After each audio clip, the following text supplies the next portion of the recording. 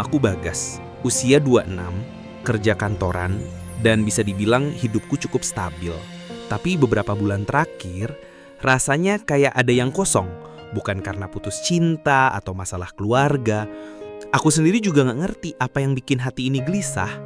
Makanya, waktu kantor kasih opsi work from anywhere selama sebulan, aku langsung ambil kesempatan itu buat kabur sementara.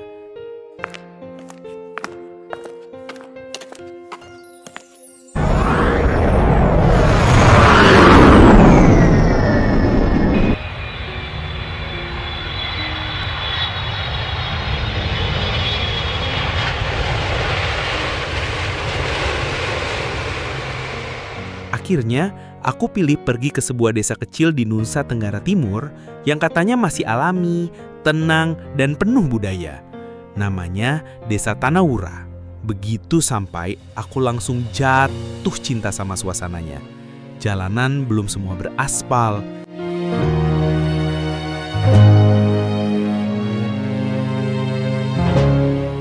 Dan penduduknya ramah-ramah. Mereka masih pakai bahasa daerah, tapi senyum mereka universal yang hangat. Aku menginap di rumah panggung milik seorang bapak tua bernama Ama Marius yang menyewakan kamar di lonteng rumahnya. Kamarnya sederhana, dindingnya masih anyaman bambu. Tapi dari jendela bisa kelihatan pegunungan jauh dan ladang jagung yang menguning. Pagi, aku duduk di beranda sambil minum kopi buatan istri Ama Marius. Menikmati udara sejuk dan aroma kopi yang dicampur kayu bakar dari dapur.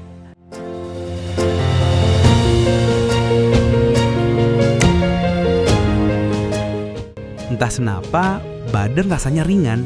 Aku jalan kaki ke ujung kampung, ke arah pasar tradisional yang katanya cuma buka pagi sampai jam 9.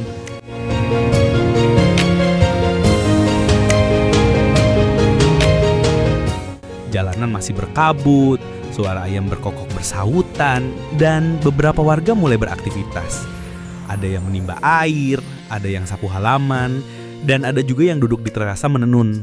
Dan disitulah mataku tertumbuk padanya.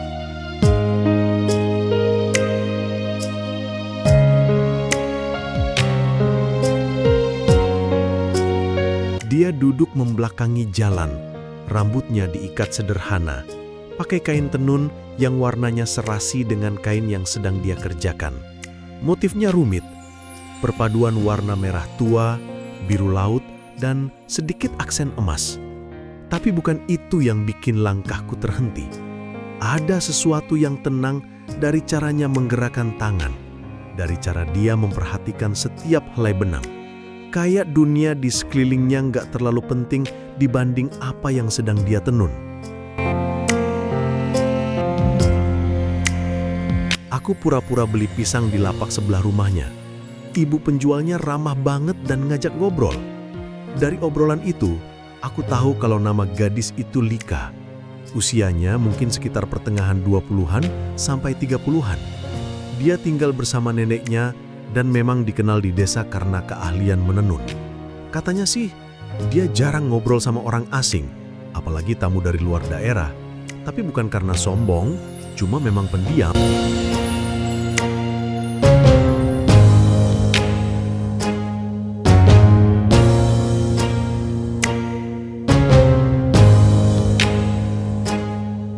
Semenjak itu, aku jadi punya kebiasaan baru setiap pagi, mampir ke lapak pisang yang sama, beli sekantong kecil, dan berdiri agak lama cuma buat lihat Lika dari jauh.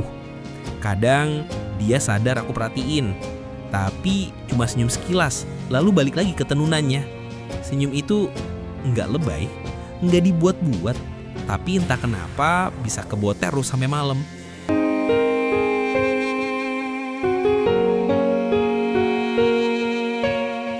Seringkali aku tidur sambil mikir, kenapa ya? Cuma karena senyum bisa senang ini. Suatu sore, aku duduk di beranda rumah Ama Marius. Tapi pikiranku gak fokus. Lika terus muncul di kepala. Aku iseng tanya ke Ama, "Ama, Pak, itu Lika yang suka tenun itu tinggalnya sama siapa ya?" Ama cuma senyum kecil. "Sama Iemanya di sini." Iema itu artinya nenek. Ortunya udah gak ada sejak dia kecil. Anaknya baik, rajin, Tapi memang jarang ngomong apalagi sama yang baru datang. Dia lebih percaya sama benang daripada mulut orang. Lalu beliau tertawa kecil, seolah tahu aku lagi tertarik. Besoknya, aku nekat. Kupakai kemeja paling sopan dari koperku dan jalan ke rumahnya waktu dia lagi duduk di teras seperti biasa. Aku berdiri agak jauh, lalu berkata pelan, "Permisi." Dia menoleh pelan, matanya bening tapi tetap tenang. Iya, ada apa Kak? Aku agak gugup, tapi tetap coba senyum. Mau nanya, itu motif tenunnya namanya apa ya? Bagus banget. Dia melihat tenunannya sejenak lalu jawab, Ini nama motifnya Wulang Mata, artinya pesan dari hati. Dulu ini dipakai buat selendang pengantin, tapi sekarang banyak dibuat-buat kain biasa juga. Aku angguk-angguk walaupun gak yakin ngerti sepenuhnya. Kalau boleh tahu, kamu belajar menenun dari siapa? Belajar dari Emma sejak kecil. Di sini kalau perempuan udah bisa duduk, biasanya udah diajarin pegang benang. Obrolan kami gak lama, tapi cukup bikin jantungku berdetak lebih kencang dari biasanya. Aku ucapkan terima kasih, lalu pamit dengan senyum kaku. Tapi dalam hati, aku seneng banget akhirnya bisa ngobrol langsung.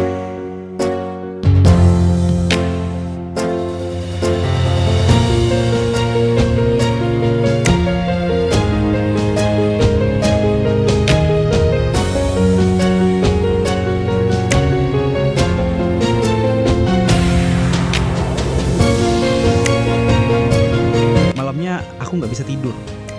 Bukan karena nyamuk atau suara hewan malam, tapi karena ada rasa yang muncul. Rasa penasaran, rasa kagum, dan rasa pengen tahu lebih banyak. Dia kayak teka-teki yang pengen banget aku pecahkan. Esok harinya, aku kembali datang.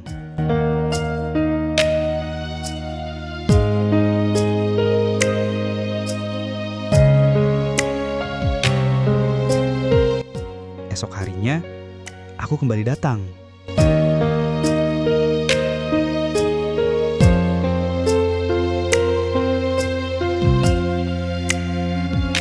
Bukan buat nanya motif lagi, tapi bawa hadiah kecil, sekotak benang warna dari kotak yang aku beli sebelum berangkat ke sini.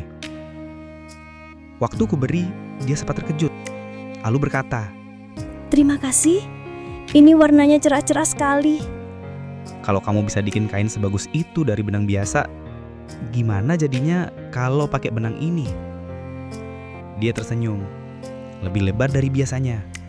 Untuk pertama kalinya, aku lihat matanya berbinar. Dan sejak hari itu, aku tahu perjalanan ke desa ini bukan cuma buat cari ketenangan, tapi juga buat menemukan sesuatu yang belum pernah aku tahu. Bahwa cinta bisa muncul dari hal-hal yang paling sederhana. Seperti senyum, seutas benang, dan gadis penenun yang diam-diam mencuri hatiku. Hari-hari setelah aku memberikan benang warna itu terasa berbeda. Setiap kali aku lewat depan rumah Lika, dia selalu tersenyum kecil dan kadang membaikan tangan. Hal sederhana seperti itu saja sudah bisa membuat pagiku terasa lebih hidup. Aku jadi makin sering mampir ke rumahnya. Kadang bawa pisang goreng dari ibu warung. Kadang cuma duduk di tangga kayu serambinya sambil ngobrol ringan. Neneknya, Emma, juga ramah. Beliau suka menyuguhkan teh hangat dan sesekali ikut imbrung di obrolan kami. Meskipun lebih banyak tertawa melihat kami yang canggung, tapi jelas saling tertarik. Lika mulai banyak cerita tentang betapa dia suka bau tanah setelah hujan, tentang bagaimana setiap motif tenun punya makna, dan tentang mimpinya membuat galeri kecil di desa. Supaya orang-orang luar tahu kalau kain dari sini bukan cuma indah, tapi juga penuh sejarah. Aku yang biasanya terlalu banyak bicara, mendadak jadi pendengar yang baik. Entah kenapa, suara Lika punya irama yang menenangkan. Dia cerita dengan nada datar, tapi tiap kalimatnya berisi. Aku juga cerita balik, tentang kerjaku di kantor digital di Jakarta, tentang macet, deadline, tekanan dari atasan, dan hidup yang rasanya terus berlari tanpa tahu kenapa. Lika cuma senyum tipis, lalu bilang pelan, Mungkin kamu nggak harus lari terus. Kadang berhenti sebentar itu bukan berarti kalah. Kata-katanya sesederhana itu, tapi kena banget.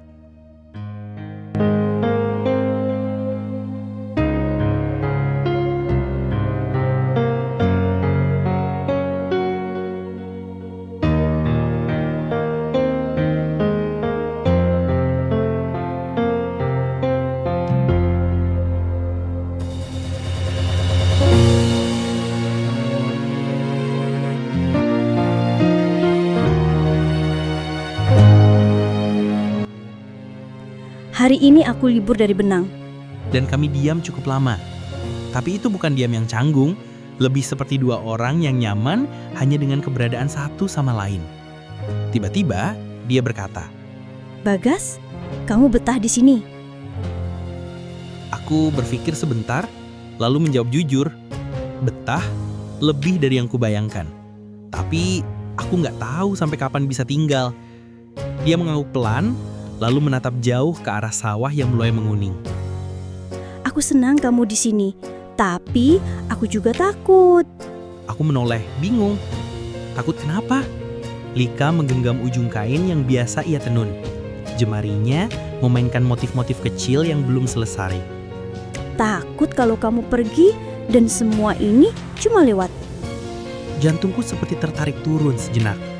Aku menatapnya dalam diam, lalu pelan-pelan berkata, aku nggak tahu masa depan, Lika. Tapi aku tahu yang kurasa sekarang nyata. Lika menoleh, menatapku dengan mata beningnya yang sedikit bergetar. Untuk pertama kalinya, aku merasa ada jeda antara dua dunia. Antara tempat asal dan tempat yang membuatku merasa utuh. Dan di tengah-tengah jeda itu, ada Lika. Seorang gadis penenun yang tak pernah menjanjikan apapun, tapi berhasil menenun sebuah rasa yang belum pernah aku rasakan sebelumnya. Hari itu, matahari turun lebih perlahan dari biasanya. Seakan ikut mengiringi dua hati yang saling mendekat, tanpa tahu pasti akan dibawa kemana, tapi tidak apa-apa. Karena untuk saat ini, kami tidak butuh jawaban. Kami hanya butuh keyakinan bahwa perasaan ini bukan sekadar benang yang akan putus saat ditarik kenyataan.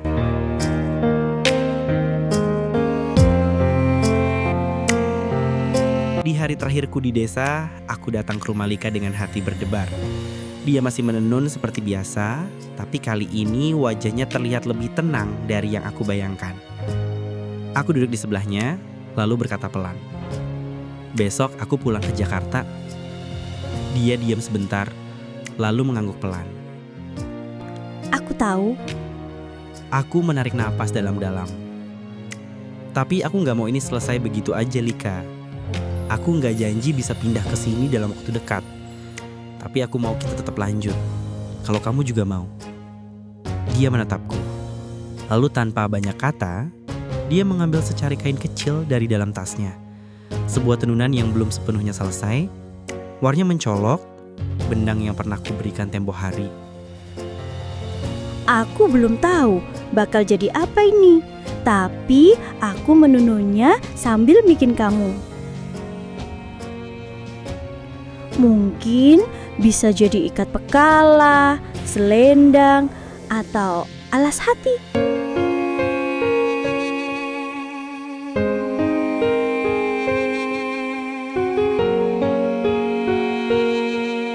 Aku tertawa kecil, gugup dan haru campur jadi satu. Lalu kupeluknya dengan hati-hati, takut merusak momen yang begitu utuh.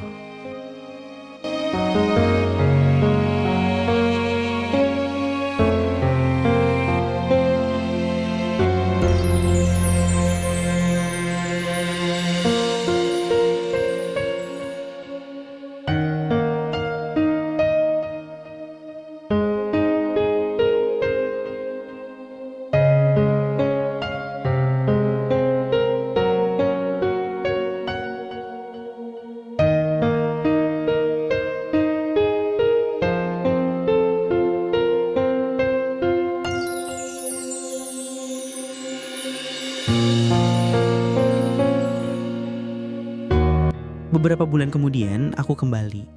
Kali ini bukan sebagai tamu, tapi sebagai seseorang yang membawa rencana. Aku berhasil dapat kerja remote penuh dan memutuskan tinggal lebih lama di desa Tanah Wura. Kami nggak langsung menikah, tidak secepat itu, tapi kami membangun langkah pelan-pelan. Mulai dari membuka kelas tenun kecil untuk anak-anak, membuat vlog tentang budaya lokal, sampai merancang galeri kain impian Lika di balai desa.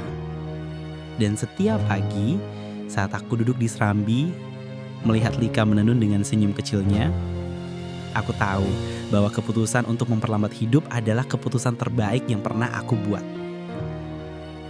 Cinta kami sederhana, tapi bukan berarti kecil.